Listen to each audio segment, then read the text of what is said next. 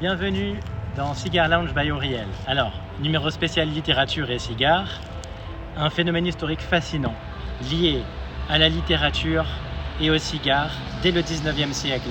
À Cuba et en particulier à La Havane, figurez-vous que les manufactures de cigares étaient remplies d'ouvriers torcedores, les fameux rouleurs, qui étaient souvent analphabètes, peu lettrés, et qui avaient quand même soif de cette culture pour s'évader de leur travail pénible.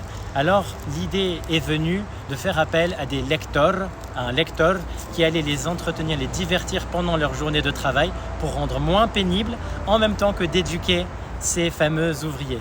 Alors ça a eu un tel impact social que les ouvriers et jusque les propriétaires de manufactures ont cherché à s'inspirer de ces romans, de ces titres, des héros de ces ouvrages sur le nom des collections de cigares ou des marques de cigares, etc. On pense bien sûr par exemple au cigare Roméo et Julieta, directement inspiré de la pièce de William Shakespeare, mais de manière plus naturelle.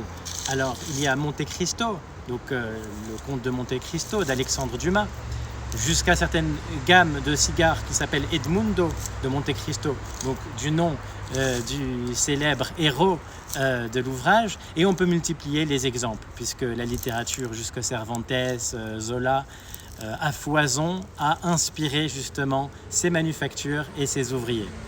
Bonne dégustation et bonne lecture.